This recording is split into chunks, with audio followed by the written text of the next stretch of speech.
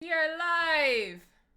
Hey there, hi there, ho here. Welcome to another roundtable, the Blerd Roundtable. And who do we have here? Who do we have? We have a special guest star, Wood Mother. Ba-da-da-da-da-da. And why are they so special? I'll tell you why. Their beauty, their grace, and the fact that they were a motherfucking extra at moment 2 minutes and 16 seconds. We have the scoop.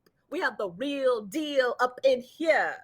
And it's Juneteenth. So you watching us, that is pro-black. That's praxis. That is pro-black. So here we are. We're going to talk about the show, the highlights, the lowlights, the Belanger. I don't know. I was going with hair. Belanger. All right. Belanger.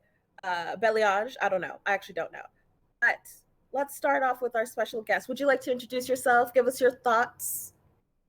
Hello, I'm the Wood Mother. I was an extra on specifically this episode of Loki, which is wild because I'd already planned to be on this week, but I didn't know which episode I was going to be in. And it just happened to be this one. This just shows how intelligent and radiant you are. You foresaw things that could not be foreseen. It's almost like you're following the sacred timeline. Ooh. It's that Calvinism again. We'd love to see it. But yeah, I was an extra. It was back last February, so like a month or so before lockdown. At the Georgia Renaissance Festival. They film a lot of stuff there. And it was like 12 hours in the rain. It was like 40 degrees. It was a lot of just standing around, to be honest. It was kind of miserable, I'm not gonna lie. It was not fun. Yes, but I appreciate the honesty, honestly. Yeah. What I am waiting for now. Fake rotisserie pig with like a heater underneath it, and so everybody was just like huddled around this giant plastic pig trying to warm our hands, and then every 20 minutes they would dump a gallon of Sweet Baby Ray's hot sauce on it to make it look like wet. No. I love God, food photography. I love the industry secrets. 40 degrees February, and then you just smell like Sweet Baby Ray's barbecue sauce sizzling off the production lights.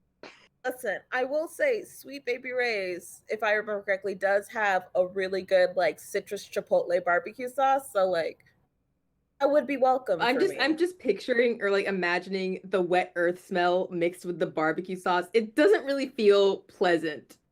It feels like a discount luau, you know, like where you're like, this is not appropriate, but we're here anyway. But like for Renaissance Fair in 1985, I don't think it's too far off.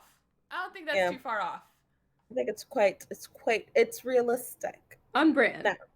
Now, let's start. The most unrealistic thing was that they had that girl show up, like when the time agents first showed up, and she's like, "You guys are dressed wrong.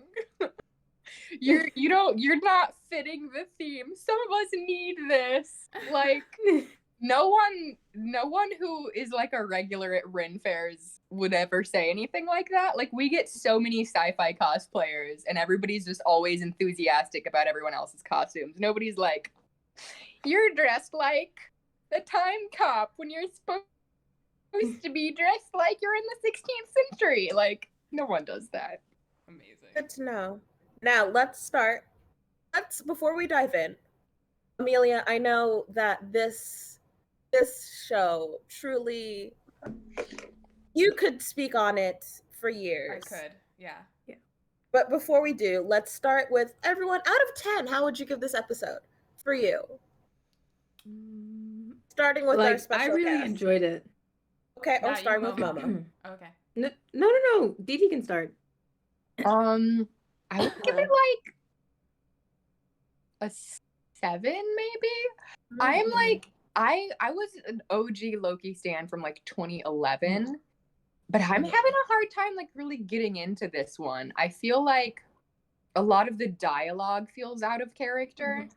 It feels like the people writing the show don't have very much practice writing for Loki. And like Tom Hiddleston makes me feel like, oh, this is Loki, but their writing just seems a little bit off. But it was like fun. Momo, out of 10, where would you go? I'm gonna preface this by saying I don't have like a background with Loki. I was completely indifferent until the series. But I feel like the differences you're picking up on is that like really circulates around the fact that I feel like they're almost pulling from finished Loki. Like, does that like not Infinity? Yeah. Fuck yeah, Infinity War Loki. But like they're supposed to be pulling from like 2011 Loki, and they're like basically two different people. Yeah. I really do love this series, so I'm gonna give it like a 9. Amelia? I'm gonna give it an 8. I agree with the criticisms that have been made, only because I, as we all know, was really here for Lady Loki conceptually. She doesn't do it for me. I think it's because she's blonde. Not super. I think it's a blonde. I think if she had black hair, it would be a different story. That's why. I would give this one. I think I will be the harshest critic of this. I think I don't want to be the Simon Cowell. I feel like I'm just on a different wavelength than everyone. I'll give this one like a 6. Okay. Yes, but also as tradition, we have our 30-second. Who's gonna do? As our guest, would you like to give a 30-second synopsis of the episode? I have like a shit memory, but I'll try. That's not required to be good at this. Don't worry, Amelia's the only one that's actually done it successfully. Okay. Excuse you. I've also done it successfully. Did you do it too, Kaiho? I forgot. I'm sorry. Yeah, I have. I guess I'm the only one that hasn't done it successfully. Usually the best one at it. I usually suck. Me and Momo have beef. Me and Momo have beef every episode. Okay, I'm fighting in front of the children. Okay, let me know when we're starting. Okay, so start. Loki gets told to do some paperwork, and then he is looking through some paperwork to try to figure out where this villain Loki is supposed to be hiding. And he figures out that this Loki is supposed to be hiding in some apocalypses, I guess. And then they go to Alabama and in 2050 and have an Alabama supermarket divorce. That's what I've seen TikTok call it. And then Lady Loki shows up, but she's blonde this time for some reason. Yeah. All right. There you go. That's all the high points. That's really everything that happened. Yeah. Amazing memory. Truly. Phenomenal. Now, honored to have you here. So good. I think, as we know, the Renaissance part was the best part, especially minute 2 at 16 seconds. Yeah. It really stole the show. Truly, where is the Emmy? Where are those people's stars on get the started on that Hollywood? Let's go. Yeah, Walk of Fame. I will say, I think the things that are very interesting is how some characters are shaping up and others are unraveling. I feel like the pace of the show is maybe the fastest we've seen so far out of the Marvel shows that we've had. Yeah, I definitely agree, especially because I feel like going into this, a lot of us were like, okay, by the end of this series, we're going to have a multiverse, and like we'll maybe see Lady Loki, and it's episode 2, and it's like, okay, so we are there. It's happening. It's happening right now. I think 100%. It's been well-paced. Yeah. Like WandaVision took like 4 episodes to figure out what was going on. Yeah. I actually got a comment from someone saying that like, oh, like they didn't like how slow the show is paced, and I'm just like, slow? Like, what did you watch WandaVision or The Falcon and the Winter Soldier? Like, those shows were slow. This one couldn't go faster. We're going speed of sound here. We didn't even know the plot to WandaVision until like 4 episodes in. Mephisto. It's true. We were just sitting here. People were yelling Mephisto out of every single window, pointing at every background image. You're right. I think that this show is the most formatted for TV. The other shows were like very long movies. This one feels like a television show, though. Yeah. Interesting. I almost feel the opposite. Like, I feel like WandaVision, because like so much of the metafiction was about the nature of television shows. that one felt very television, whereas Loki to me feels more like a movie broken up into parts. I felt that the first episode, I wouldn't call it slow in terms of like the grand scheme of the plot, but something about the first episode just felt sort of incomplete, and I don't really know what to put my finger on. But then again, it was the first episode. I feel like the world building is interesting. Like conceptually, I'm intrigued by the TVA, but like in terms of how it's actually executed, I don't know. I just keep feeling like something's missing. I think I agree. One thing I do not like about the series is that like you have to be watching this with like essentially like a microscope to get the like details of it, because if you're not staring at your screen like with a like a magnifying glass looking for details, you're gonna miss like like very important parts of the plot. What like I love about if you didn't it, look at if you didn't like see the what is it, the variant card that says it's Sylvie Lofi's daughter. Lotier, I don't know how to pronounce it. I apologize. Yeah. Like if you weren't super like paying attention to that, like you miss it. And I'm just like, I feel like you should be telling and showing us narratively, not me having to stare at the screen and pause every 5 seconds to pick these things up. As the resident ADHD person who is not watching it with a magnifying glass, I did miss that. And I think it's fair in that sense, because I think a lot of things we've given a lot of Marvel shows is I think the WandaVision was an ode to TV. It was a TV love letter and it was meta. So it was both very TV and not TV at all in that way. I think Falcon and the Winter Soldier is the closest maybe to a miniseries that we've gotten. I still haven't seen that at all. So like, oh, that's fair. I feel like if someone said like Falcon the Winter Soldier and a season of Sherlock are like the same in their mind, I'd be like, you know what? I can kind of see it. I have not seen that show. Interesting. I can kind of see it. I would like a little bit more on that. In the sense that like we had, I think the season where Moriarty dies or we meet Moriarty, like one of those seasons is closest to how I felt with the Falcon and Winter Soldier, in the sense that I was like, I kind of need a season 2. It kind of stands alone, but it doesn't feel finished. You know what I mean?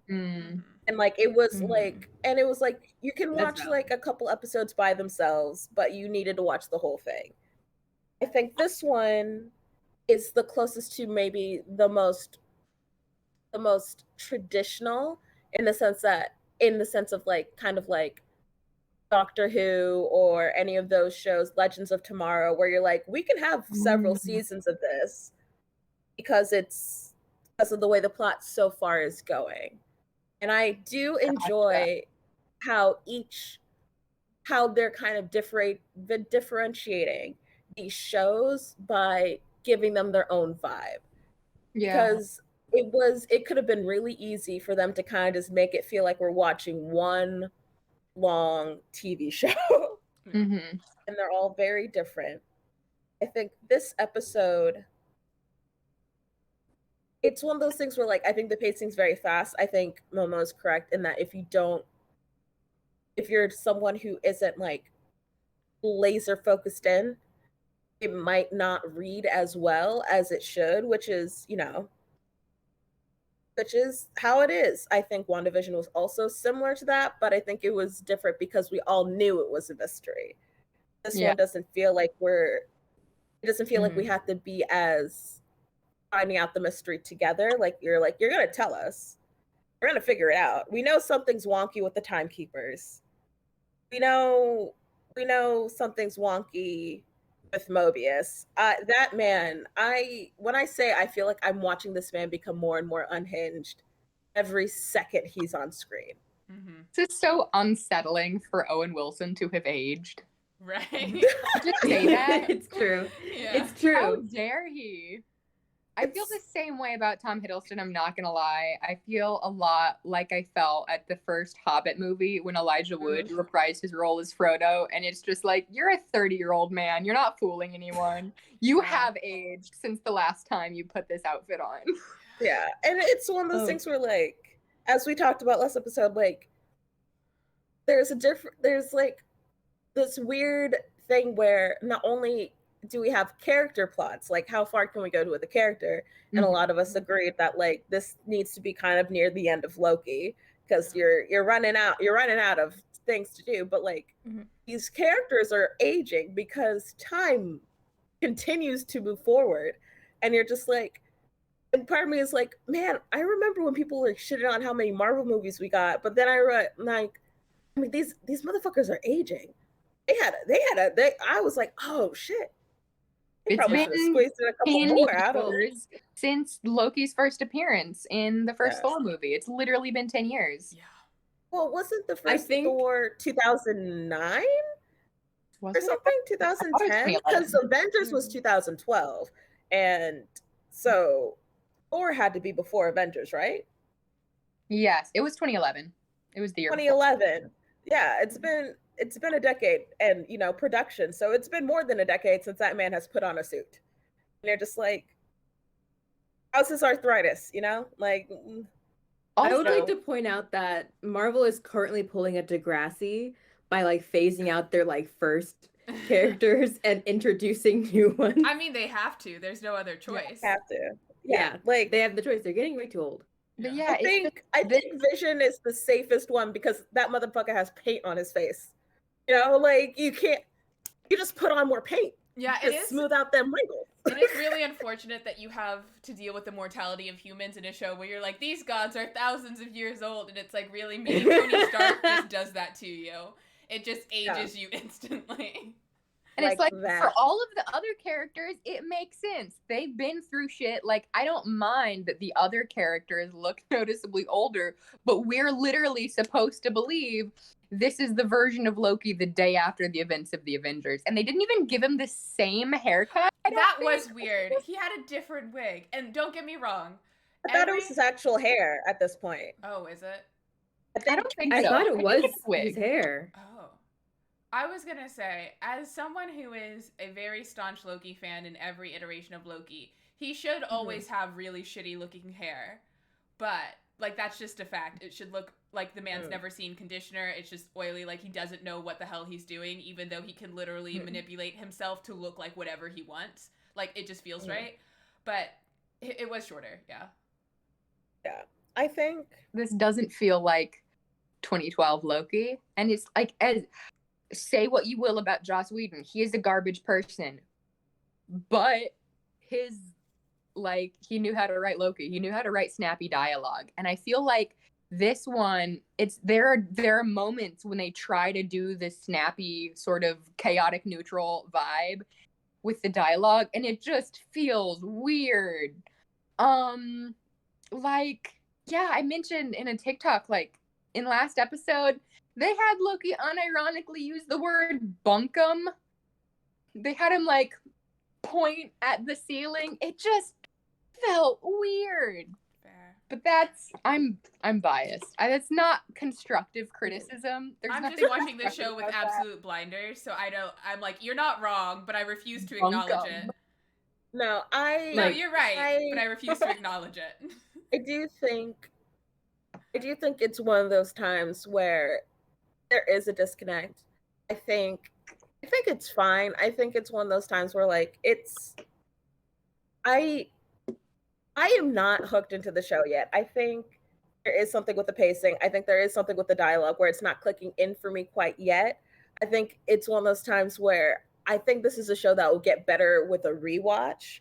I know Amelia has probably watched each episode at least 3 times each so far, but I do think it's especially because when we get to the last episode, we get reveals that make me want to rewatch from the beginning of the episode to kind of catch things. Like at the end when we're like, we're going after Loki, we're like, that makes sense. You're like, that's why you got your ass beat so heavily. Yeah. That clicked in. Okay. Also, I just looked at the picture. I think you're right that it is his real hair instead of a wig because he is balding. I think they should have just gone with a wig because you could his widow's peak is just receding. I mean, he's what was I gonna 38 say? years old. I still love Tom Hiddleston. I'm just. same. I mean, I'm not upset. It's just like a very neutral sort of observation. Yeah. Oh yeah. Yeah. Well, I do think I do want to point out how. Wait, You go, Momo. You've been trying to talk. Okay. What I do want to point out is that, like, in screenwriting, a really important part of writing drama is misdirection. And for the previous two shows we've seen, we don't really get to know like who the villain is until like halfway through the series. So I don't feel like that this Lady Loki / Sylvie thing is the big like hooker we think it is, because it's just way too early. Yeah, I'm not saying that she's the big bad. I'm just saying, like, I don't think that. I'm not entirely sure that's the twist here. I think it's it has twist. I don't something. think it's the twist. I think it has something to do with the timekeepers. It's just like one of those things where I'm like, this is too shady, especially because like Loki's like, do you hear how cuckoo bananas? And he was like, do you know how cuckoo bananas you sound? I was like, you really just flipped the script? He's literally asking you where you people come from. You're not even born. Casey was when Casey was like, "What's a fish?" He's like, "I've never left this place." Like, how old are they? How long? Right? Time works differently. Don't worry about it. Right, and like also, I don't know what her character's name is, but Gugu, is it Gugu Mbatha-Raw? I think it's okay. That's made me. This has made me upset that I don't even know her name. It's been 2 episodes, and I don't think they've referred to her by name. Have they? I never. I think it's Ravenna. Yeah, Ravenna Ringslayer. Yeah. They pulled the same thing with like Olivia. What the fuck's last name? Ravonna. Ravonna. What the hell is the guy that was like Captain Cosplay? What's his name again? I forgot. I do not know what you're referring to. In the Falcon and the Winter Soldier, fake John Cap. Walker? What's his name? John Walker. John Walker. Right. They never referred to his wife by name, and I'm just like, she's just there. Yeah, but when it comes like those interactions are the ones where I was just like, y'all, I understand. I'm like, whatever they're doing back there, I'm excited to see. I am intrigued because I'm like, they started something. I don't know what they started. As soon as you say sacred timeline, as soon as you're like, the time, it's too culty. Too culty, and he's like, what about the end of time? And they're like, they're figuring it out. I'm like, there's two, y'all. I'm an American, like, all right. That's very confusing considering that, like, when a very confusing considering that, like, they've already said that they can go outside of time. So, like, not outside of time, but the TVA works outside of time, and they can go to any point in time. So, but you don't know how it ends. Like, that's very confusing to me. That feels like a contradictory statement. And I think the whole thing with, like, they can see any point in time. So why? But not the ending. Yeah, that doesn't make sense to me. Also, like, things that make sense but are still super sketch. The fact that everything pertaining to the, like, creation and, like, origin of the TVA is just classified. You're like, I mean, I get it, but still. I mean, it might also not the be TVA for everybody because the clerk knew that was Loki. Oh, for sure, but still. I mean, the hunters know where the timekeepers are, which I think is strange. Like, why do the military officials essentially, or like the cops, know where the hell the, like, I don't even know what the like leaders are. How do they know where they are? How does C20 know where the fuck the timekeepers were? That's weird. I think that's partially with like protection reasons, you know what I mean? Because like, yeah, the people who are gonna fight any variant who tries to kill the timekeepers, that like kind of makes sense to me. But it's one of those times where I'm just like, I'm seeing the setup. I'm enjoying this setup. I don't think it's predictable, but I do think it's understandable. I think it's one of those things that I truly believe like at the end of the series, it might be a series that makes you go back to watch it. I think if that's what they're aiming for, that would be smart because it is a timeline show. That would make a lot of sense to me. I do like how Loki was very finicky about how powers work. I enjoy that. I hope that comes into play later. I also I wanna see more shit. I want to see more magic shit. I'm like, okay, I get it. You got your boom boom sticks, and then you got your time boom boom C4. You guys really like explosions, Right. which is Yeah, by the way, where did those like reset charges go? Because she opened portals underneath them. Where So did she- they It just seemed- go? so That's a what good she question. did.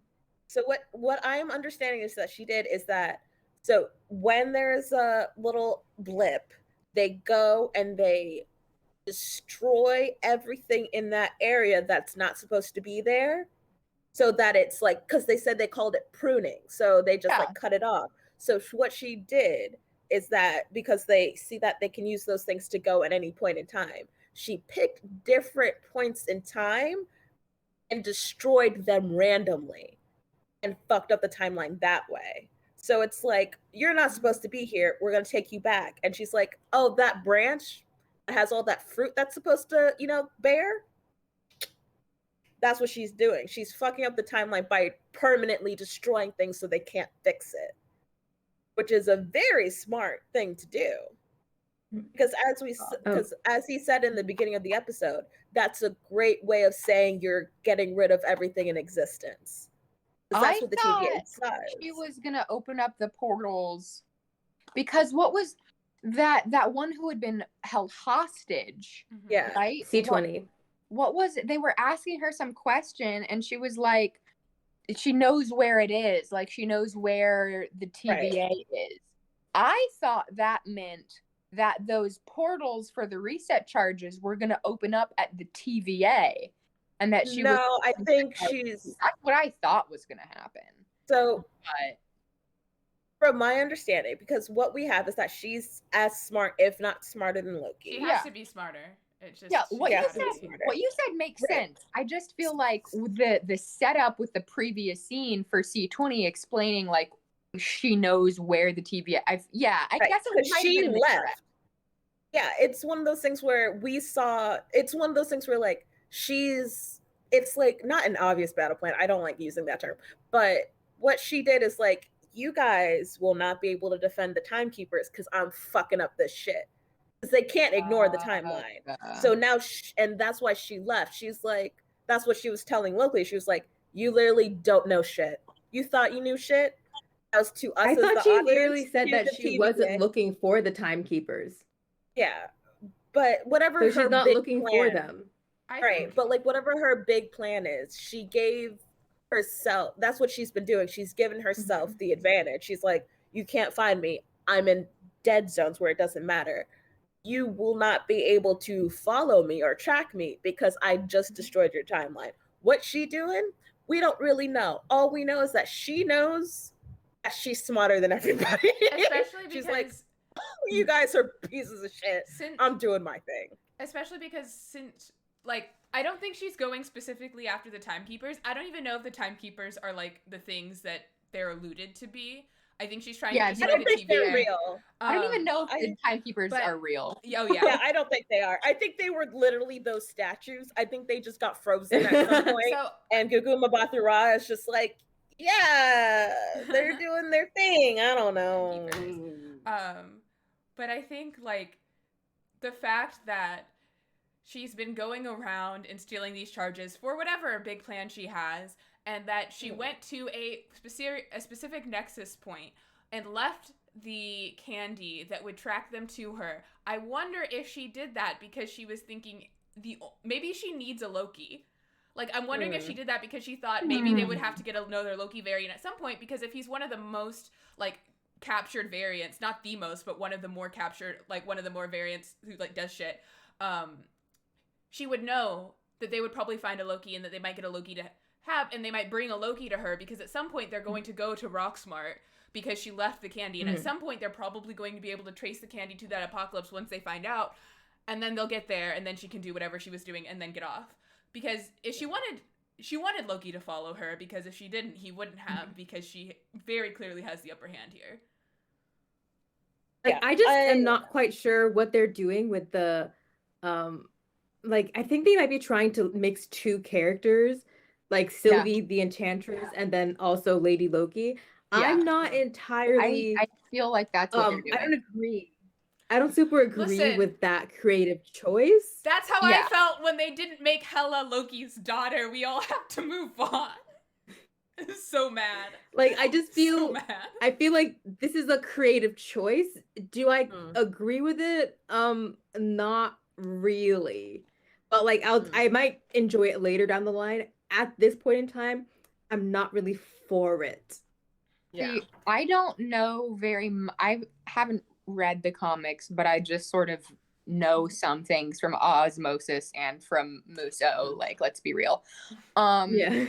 I feel like if they are going to combine two characters, I feel like it's more likely they've combined Lady Loki with Amora and given her the name Sylvie than it is that they combined her with actual Sylvie Lushton. I agree. I also... I was going to say, I also can very much see this just being like the WandaVision thing where they cast Evan Peters just to fuck with people. Like, that's also a possibility. They could just be like, oh yeah. That was evil. That was evil. They're wrong for that. Once again, to be fair to WandaVision's credit, it became a fuck you moment because of COVID. I mean, yeah. It's one of those things where like technically it was, but it wasn't. That was the pandemic on that one. And it was brilliant. It was a brilliant choice. But yeah. I'm confused. How was that because of COVID? Am I missing something? Because of COVID and reshoots and what they could do with filming with 6 feet apart at the stages they were with WandaVision. There are plot lines that were cut, and one of them is things they were going to do with Monica Rambeau and also with Evan Peters' character. So were they going to confirm that was like Fox, 21st Century Fox? There was there was actually an entire scene that they had to cut.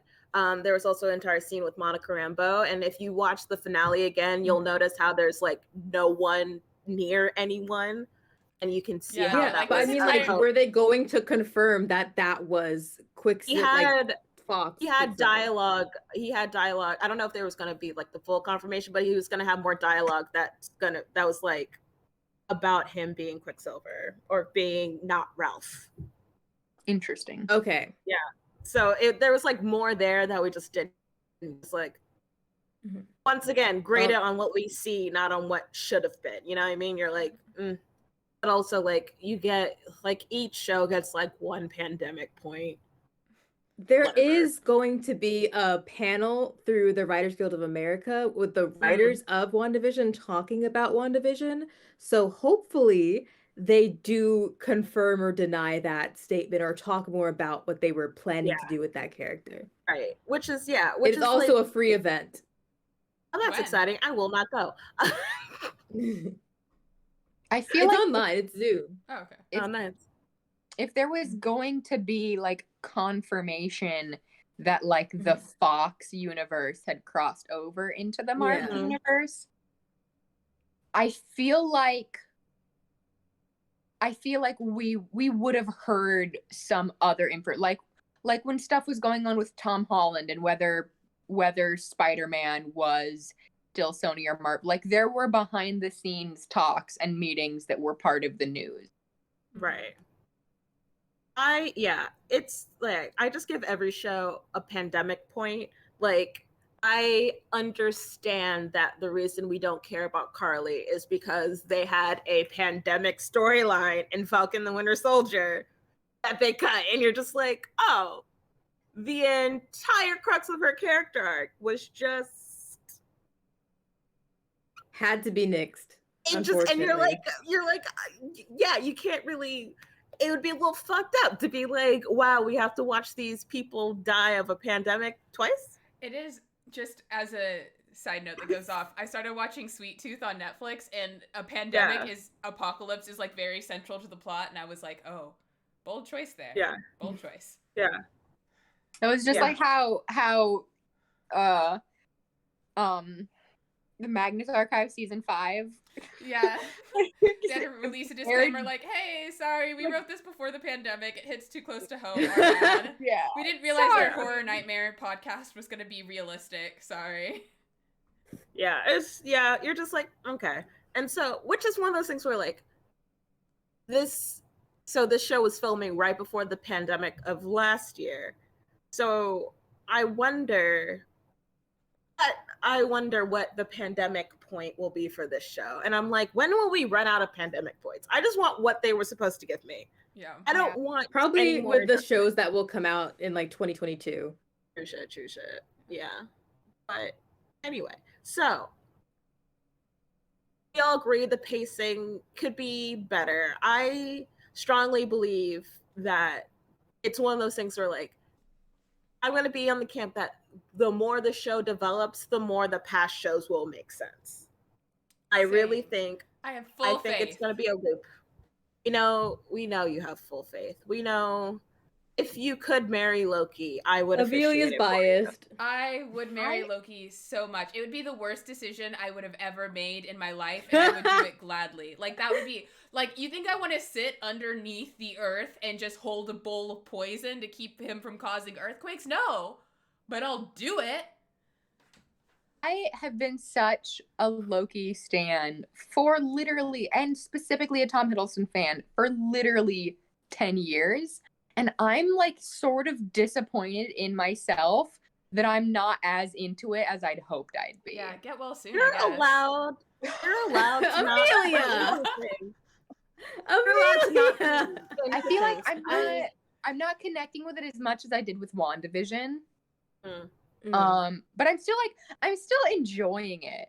It's just, I think it also might be like the style. Like each show has a different film style, a different film pacing.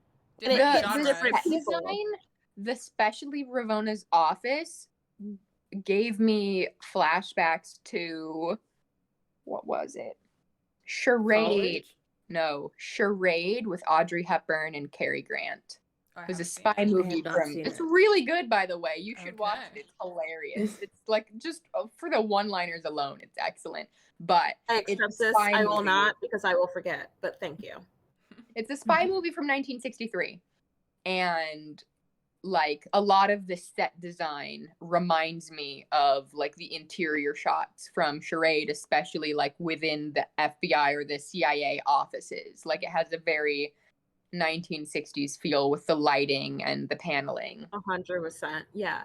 I think the other thing that I think the show is doing, what I'm receiving from the show that I think is doing really well, is that I truly believe that Loki is a foil to almost every other character. I think in the sense that Loki's just like, you know what you're going to get from me. I have never, in a sense, Loki has never lied because Loki is Loki.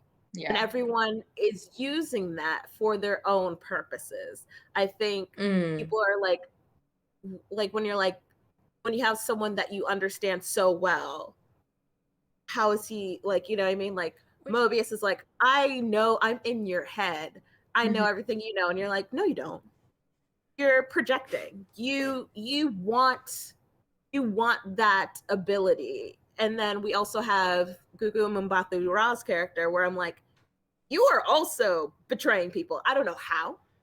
I don't know in what way. I knew as soon as you took all the knickknacks for yourself and gave that man a jet ski magazine. You're telling me you control all of time and you can't get rid of rings on your table. You're telling me you can't fix some water rings in your little special time boom boom stick area. There's no end dust in the TVA. Well, TVA.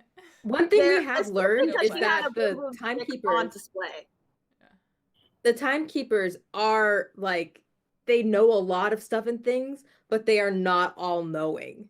Yeah. So I don't know how that will play out later into the series, but it will be interesting. I also just feel like the characterization of Loki you described, because I know more probably about mythical Loki than comic book Loki. It just feels very accurate to, I think, the Loki's whole deal of being a foil to the people around him, but while like being predictably predictably unpredictable. Everyone's kind of using him for their own things, and him going into a situation with the anticipation that everyone is using him, so that affects him. And it's also a lot of just sort of self-fulfilling prophecies, a lot of stuff with like fate and kind of inevitable destruction. And I don't know, I just think it's neat. It is. Amelia's just vibing. Yeah, just nifty. Yeah, Yeah. I do. I feel like that line about how like all you've ever been is just like just a tool for other people for other people to like for their character development. You're just like an obstacle in their like gaining XP so they can level up. Yeah.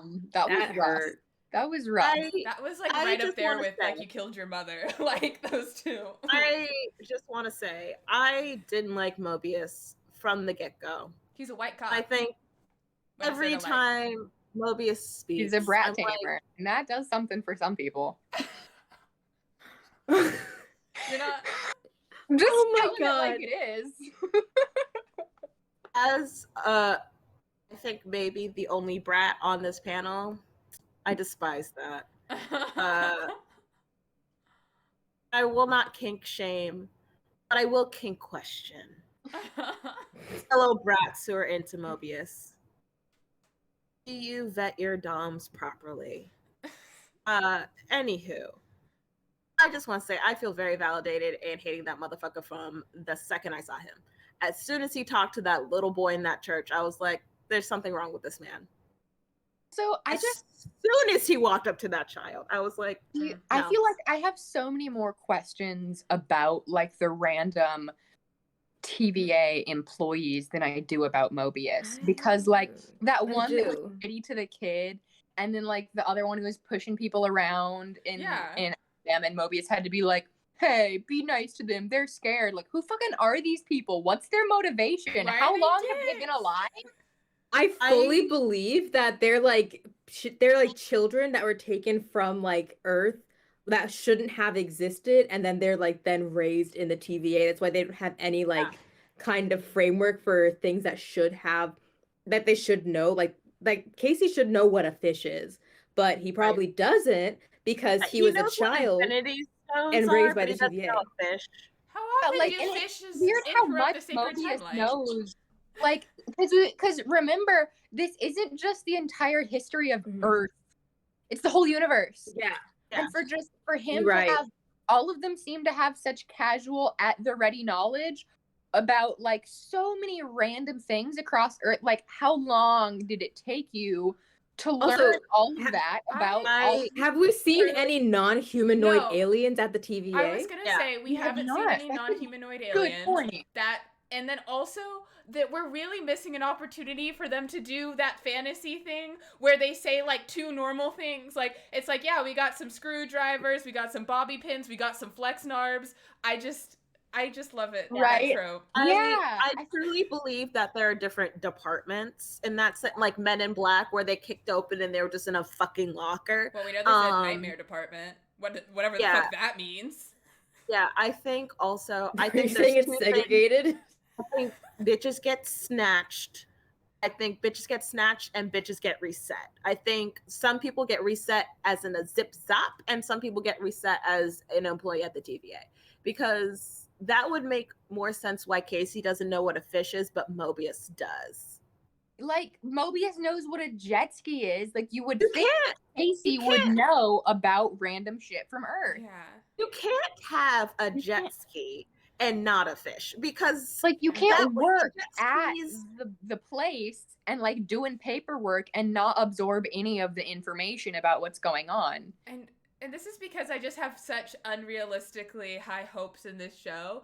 I hope to God this is all hinting at something, because otherwise, like, what egregious mistakes to just completely gloss over. Right. Yeah. I feel like the whole like making the random TVA officers be shitty to civilians just to make Mobius seem like a nice guy in comparison feels a little bit weak, because it doesn't really seem like there would be a very good reason for them to be malicious unless they're trying to make a statement about all people in authority. Like all militarized forces are just inherently, but that doesn't seem like they're putting that much work into that. I think this is a personal feeling. I think everyone's sinister in their own way. I think Mobius is definitely sinister, and the holier than thou, he's like, I'm your favorite. I'm like, what? Get off your high horse, white man. This is what happens when you got people talk about sacred timelines. They get self-righteous. I don't like his haircut, by the way. Yeah, his haircut makes him look older than he is. Yeah. It's just a bad cut. I think I do insidious in the like way that he doesn't know anything, and like you're taking care of the sacred timeline, don't know what a fish is. There's something about like, would you just accidentally delete an ocean? Like, would you not? Do you know people eat fish? Like what? And then I think Ugu Mbatha-Raw is like insidious in that power way where you're just like, you're the judge, you're also someone else's boss in a different way, and you just have a stick at the ready. That was the part where I was like, what exactly is coming in these chambers? Like, who are you pruning? I was like, she stays strapped. So it's one of those things where I'm like, I feel like we're in a tangled web, and I really want to watch this web. I'm like, where are we going? Yeah. I'm a little fly. And then if it turns out I'm not a fly, I'm gonna be so fucking pissed. Yeah, that's. I have like. You go. Wait, can I go? Yeah, go. Oh, I did notice there was one thing that C20 did that like kind of stuck out to me. Question: does Loki have like nightmare magic like Wanda? No, he has illusion magic. Because like when like she was in that room, she just said like it's all real, and I'm just like, what's all real? You want to finish your sentence, my friend? Yeah. Like what's all real? I don't think Loki has nightmare magic, but I think Enchantress does. Yeah. I think she just has a different power set. Right, because I think that's what we learned is that because Loki was watching her powers and didn't know how her powers worked from the jump. Because she was like me, I assume, and then he was like, oh, this is actually a different person. So I think she has different powers. I think that feeds into theories of either where they come from. She said I have to go back, I think is one of the things she said. I mean, I think that was like for people who believe that people are ripped from a time, I was like, that could be something that's happening. I think she knows something that could not destroy the TVA, but destroy people's faith in the TVA. So I'm just like, so what she saw, I want to see it. I want to see what she shows C20. I'm here to see what it is. I have a question. I don't know what it is. Yes. Yeah. How do we feel about when Loki was getting the slideshow and the confirmation of Agent Coulson's death sort of retconning the canonicity of Agents of S.H.I.E.L.D.? Because I've seen a lot of people say that, like, them confirming, yes, Phil Coulson died in the Avengers is them sort of closing the book on Agents of S.H.I.E.L.D. ever being included within the real canon. Do y'all have opinions on that? I just don't think anything that's like a teeny tiny like detail on a screen that you have to see with like a magnifying glass or stare at super close with your computer is canon. Unless it's verbally confirmed, I don't think. I think what they're doing, I think it makes sense in that Marvel, the TV show, really tried to keep up with the movies, and now it can't. And I think especially as Marvel's moving forward with Phase 4, and as they have to kind of, as we talked about, you weren't here last week, but like last week we talked about how this show really is kind of the way for Marvel to get its shit together, because while it is currently the best cinematic universe we have right now, I mean, Star Wars is depending on a person's opinion, but they also are not the best. So they still have a lot to clean up and realize as they move forward and see how powerful they are. So I think understanding that now they're on Disney Plus and moving forward with Disney Plus shows that weave into movies rather working side by side with movies and bringing in characters like they're doing like the Quicksilver thing and all the things. I think it makes sense that they are kind of just slowly closing off on that, or they might bring it in as timeline things. So I had heard that Charlie Cox, who is Daredevil, is going to be in the next Spider-Man movie.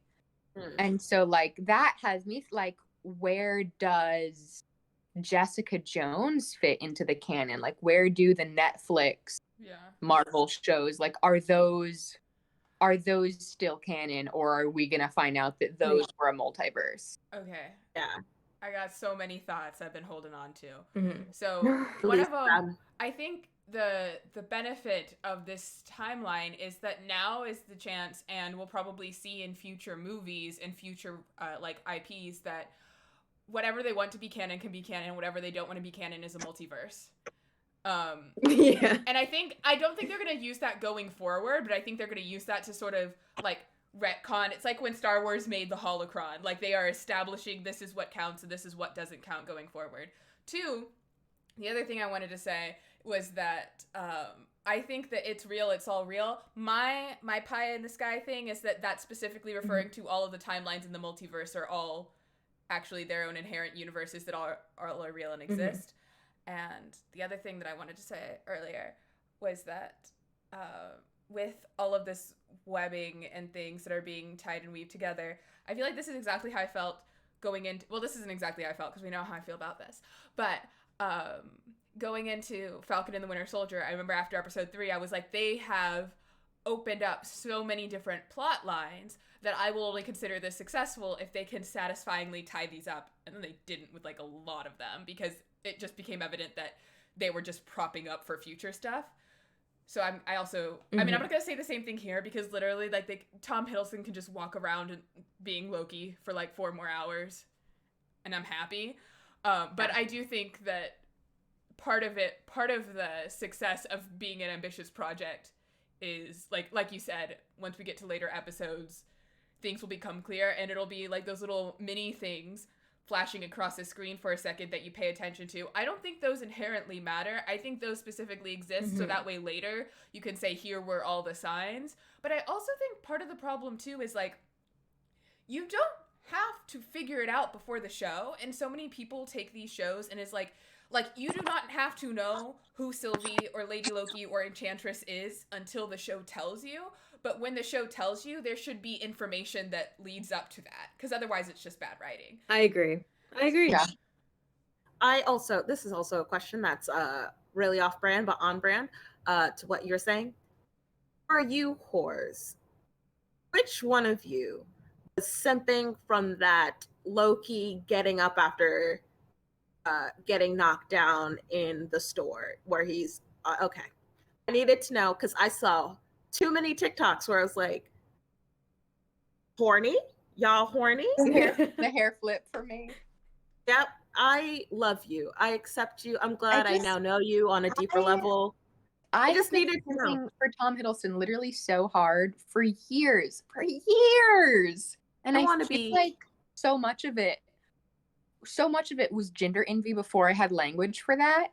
It's just the sort of like, he's just a little bit foppish, and that's my steez. I'm a fancy lad. Yeah. I'm a little fancy lad. As someone who has gender envy / sexual envy, Lady Dimitrescu and also TikToker Trevor Wagner, those two people, I'm like, I cannot tell where the line of me being attracted to you and me wanting to literally be you is. I truly, every day, I'm like, I don't know. Do I just want to be a 9-foot tall vampire lady? Or do I just want to be like a super fucking emo boy? I don't know. I posted a TikTok once about there was the clip of Tom Hiddleston getting slapped in the face as like young Prince Hal from, I think it was The Hollow Crown. And there's just something about the way he takes a slap.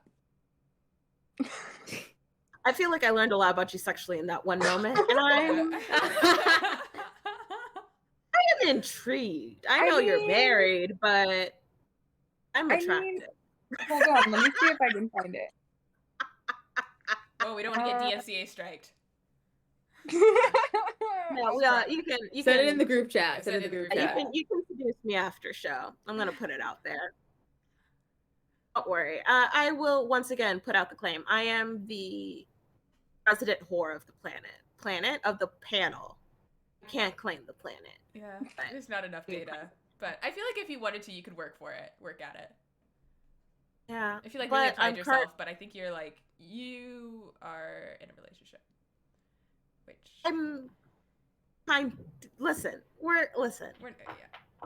we're ask me again in 37 days.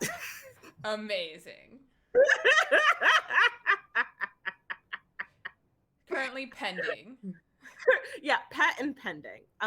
That's how I'm describing it now. Patent pending. Amazing. I love how you're searching for this. All right. I want to know, everyone, top 3 characters.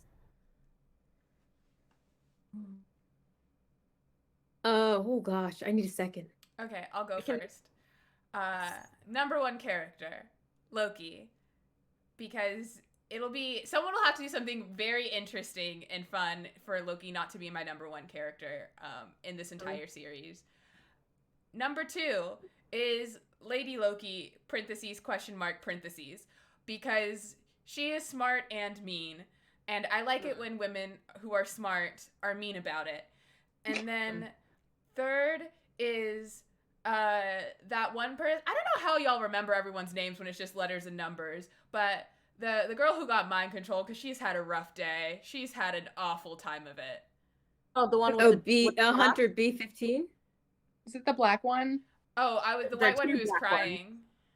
No, the white one. The white one who was crying. One of the ones who was enchanted? Yeah, wasn't she the one who was like, it's all real, it's all real? She's a woman of color. Was she white? D20 is a woman of color. She's ethnically, she was ambiguous, but I don't think she was brown. Hold on. Yeah, I don't think she's white. She was brown. She's like a Zoe Kravitz. Yeah. She's like a FK Twigs. Have there been any white women in this show? Yeah. That's a good question. I was about to say, because I genuinely don't know. Yeah. Has there been any white women other than like Sylvie? The clerk that Loki like tried to get files from was like an elder. I think there've been like background like clerks at desks. I will say this is interesting. There's no like there's only one white woman like important to the plot so far. True. But like and also 2 black women with speaking roles. Yeah. Yeah, the dark skin one who beat Loki up, she has a special place in my heart just because she's carrying a lot. She's carrying a lot. And they're putting so much on her. And it's not her fault. They're making her out to be the asshole, but she's fucking doing her job. I love the way she stole the knives from him. I was like, yeah, she's the only one who knows what's going on. She's got her head on her shoulder. In the wrong for like trying to give knives to the prisoner, like to Loki of all prisoners. It's like, where are the checks and balances? Right. Where is the process? It's so easy for them to just sort of write her into the like mean, angry, strong black woman, and I feel like because it's so easy to write those stereotypes, I just want her character. I want her character to deserve more than that. Give her flowers. Yes. Mama, do you have your top 3? I do. My favorite characters are Hunter B15, Ravonna, I think that's how you say her name, and Loki, because I am pro black woman. Mm-hmm. Fair. Wood Mother? Yeah, I feel like Loki, the Black TVA agent. Is that the one you mentioned? The B something? B15. I can't remember. Hunter B15. Yeah, they don't have names. That's so. Why does Mobius get a name? Once again, I feel I'm like it's not even. telling I feel like it's a nickname. His name is Mobius M. Mobius. you. That's why I feel like it's a His nickname. first because, name like, and that's... last name is Mobius, but like all the rest of them get numbers. And 'Cause Casey they're has a name. pawns. Casey has a name. It's How because That's come they're none of them have pawns. names? It's not fair. Because they're Minutemen. Casey's my third favorite. Pillboy. I love him. I want the world for Casey. Yes. I think my number one is that fucking clock. That was pretty dope. Love Miss Tara Yeah, Strong. Miss Minutes is funny. I like how the clock was like, you're a jackass. Loved that for them. I think my second favorite character, I feel like I do not have as much love to give. I'm like, make me love you. I think B15 would be it. And then my third favorite character is the extra that I saw at minute 2 and 16 seconds. Yeah. Amazing. Yeah.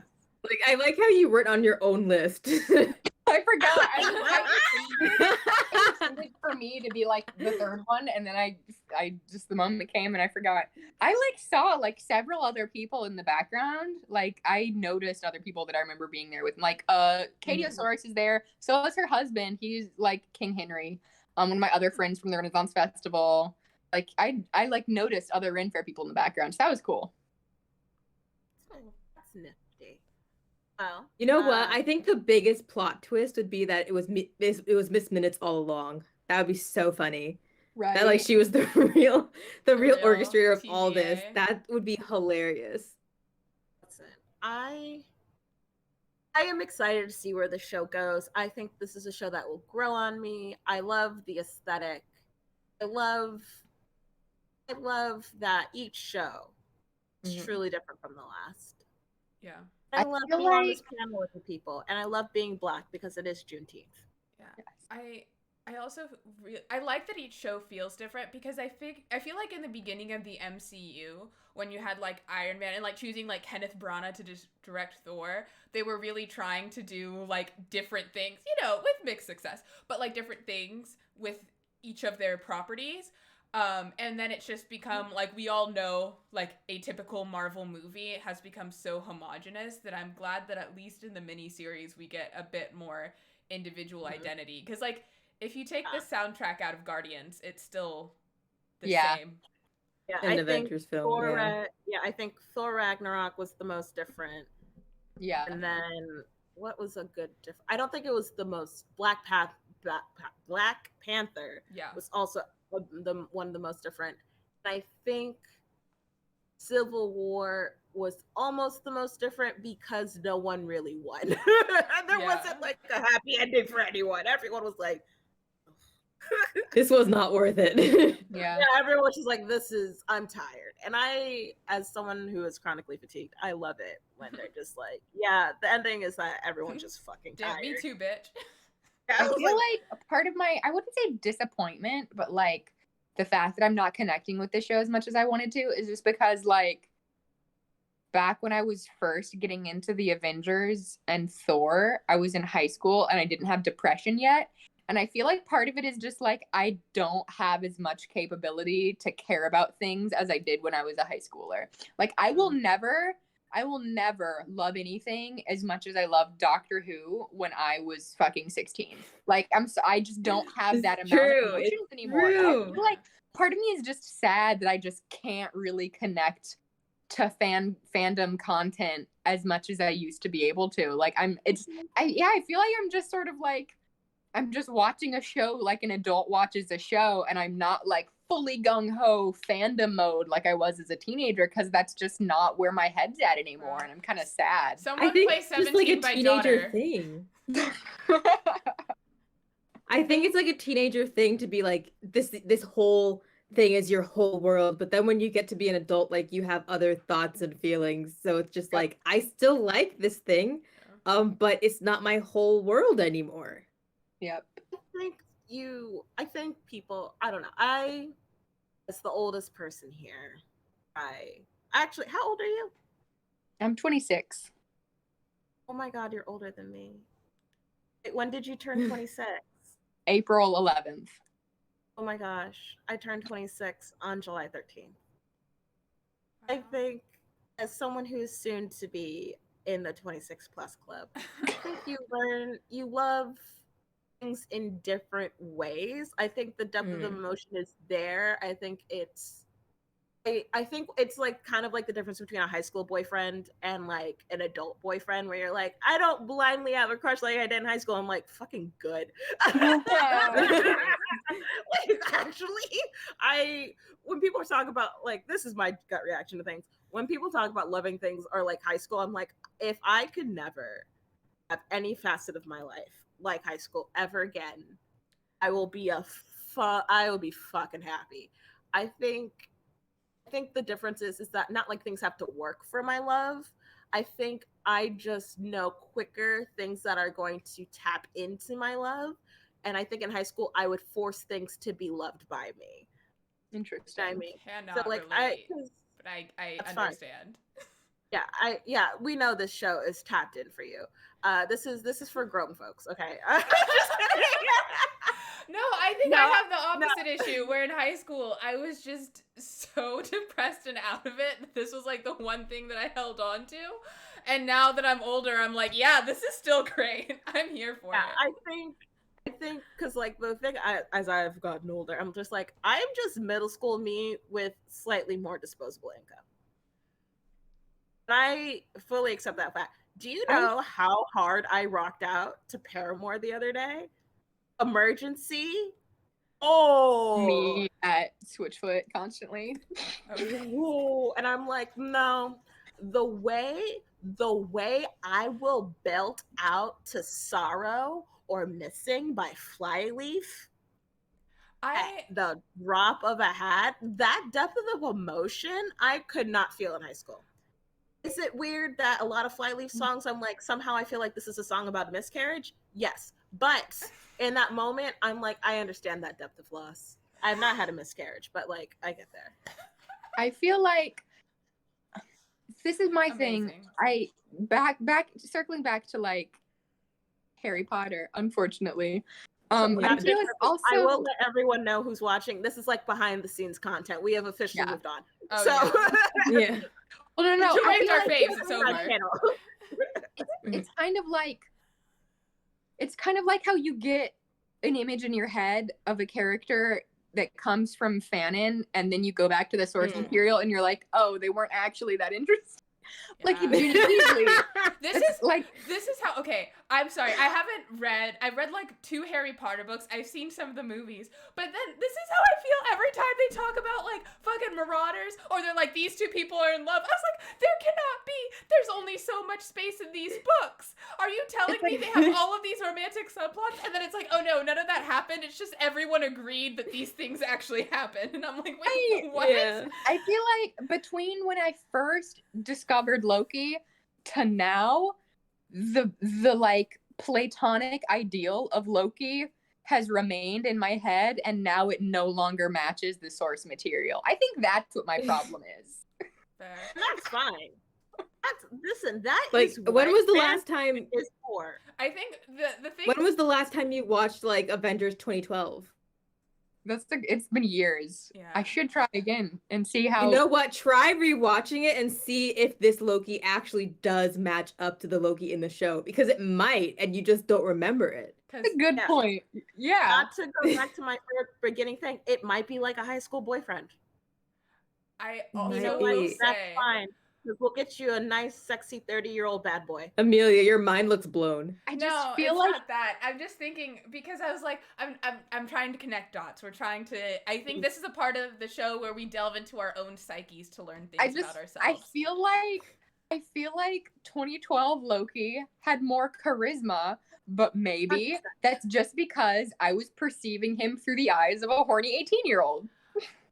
That could be the fact. Wait, we were 18 in 2012? I think so. No, we were 17. I was 17. Yeah. Remember, you just add 5 to the year. Yes. Can't relate. Never get to just add 5 to the year. Easy math, mother.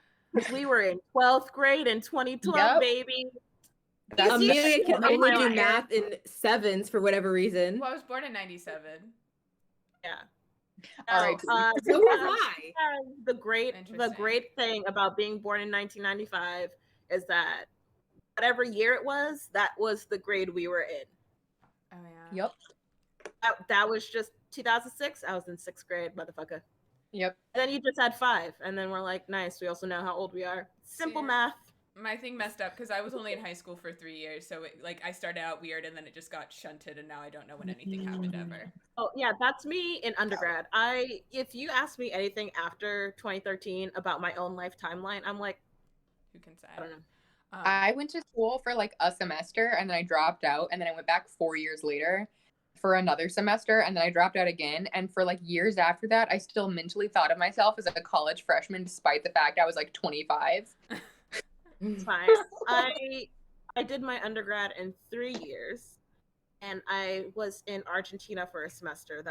Then I managed a toy department in a store.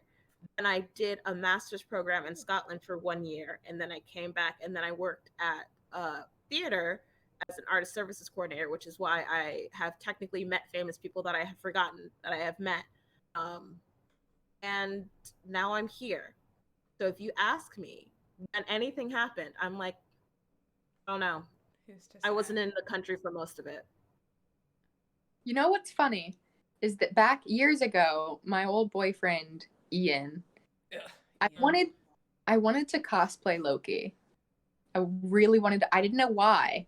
I was like, Me, out of all of the Avengers, as a raging homosexual, I would really encourage you to do that now. I'm planning on it. I have the wig. I More the merrier. I was like, I can't think of a single female Marvel character that interests me, and I want to cosplay Loki. And my boyfriend at the time was like, I don't want you to cosplay male characters. That makes me feel uncomfortable. So I didn't. But now, Why are that men? motherfucker is no I longer in your life. yeah. You found someone better. Like, also, there was like one female character you could like cosplay, and if you Right. didn't want to cosplay her, you had no other choice. Okay, this is actually a critique that I will have. I want bubbly women in Marvel. You want what? I didn't want hear what you said. bubbly. You bubbly. blanked out for a second. but you said I Bubbly, want- okay. Yeah. Want bubbly, effervescent, not like Yeah. feminine, but like fun women. Because I'm like, there's certain There's stereotypes too many that I see badass happen. women. It's just like one of those things where I'm like, soft women can still kill you. It's like whenever you see it's like when I see like there's a bunch of strong like black women, I'm like, where are their romance interests?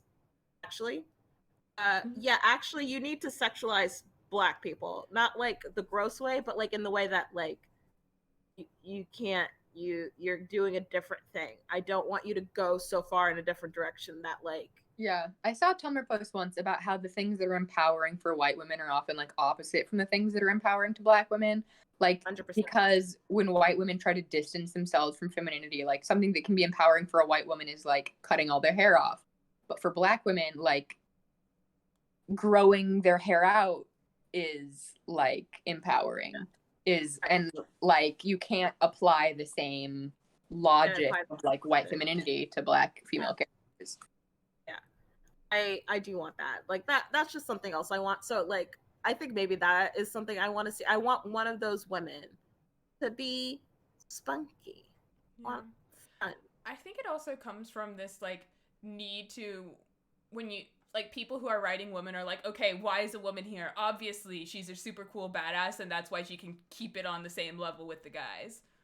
Like that's the only explanation I think that would make sense. It's not a good explanation, but that's like why else? I think there should be more characters like Eleanor Shellstrop, where she's a woman, but just kind of like messy and gross and a little bit of a bastard. Like she's not a badass; she's just kind of a bastard. Like that's what I want more of. Sort of a dick. That was pretty great. Yeah. It was just it's one of those things where it's just like it's the same, it's like same type, different font, same thing, different font of like King of Queens algorithm where you're like, this man can be a fucking piece of useless dung hole, and then this woman is perfection, and I'm like, this is the same thing still. Yeah. different font. Instead of Naggy, she's a badass. And I'm like, let a bitch cry. Let Let a her bitch cry. have a stuffed animal. Yeah. When is fucking Maria Hill gonna get her due? Give her flowers. Probably never, 'Cause she because got even killed. with Natasha, it took until after she was dead for her to get a movie. So I Yeah. I am not going to hold out hope for a Yeah. Maria movie. Man, I would have killed for a Black Widow movie back in like 2012. Give Black Widow her own movie, but I find it so hard to care about anything Scarlett Johansson does anymore. Right? I truly don't know if it's because of Black Widow's character arc or because of Scarlett Johansson, where I'm like, you want me to watch a Scarlett Johansson I movie? think it's both. I'll I think watch it it's for both. Florence. It's I'll both. watch it for Florence, maybe. I'm not gonna pay Ugh. for it. I'm gonna wait until it's been out for like 3 months. Yeah, I'm just like, Yeah. every time she opens her mouth, I'm just like, stop, please, God. I do want, like, I do have something to say about the Black Widow movie, because I'm a pretty big fan of, like, the writer. Jack Schaefer is the same person that was like the head writer, or like basically the lead writer of WandaVision. So I do have faith that the writing will be good. But I feel like it's hard for me to care about the movie because, first of all, I'm not the biggest Scarlett Johansson fan, to put it nicely. And also, this movie is like at least 8 years too late. It's 8 years too late. The character's dead. Tell me why I'm supposed to care. Yep. This Especially- movie is way too late for me to really give a I fuck. can't believe they would plan to make this movie knowing they were going to kill her off before they made the movie. Also, it just doesn't make sense to me now that we're moving into a new phase of Marvel where we are very deliberately aging out of the old guard. Why I'm supposed to give a shit about what happens here. Because They this should have character just doesn't killed matter. off Clint. They should have killed off Clint, figured out some other way to have like the Hawkeye television series, and then somehow just like kept Natasha alive for whatever reason. Like, well, Florence Pugh is gonna be in that movie as well. I'm pretty sure they're trying to bring her into the universe for whatever reason. Yeah. Like, they could have had a buddy mentor like storyline, or like rather than like Kate Bishop and Clint Barton. Yeah. Yeah. Yeah, I'm just like, I don't. Oh, probably. Well, I'll cliff notes it.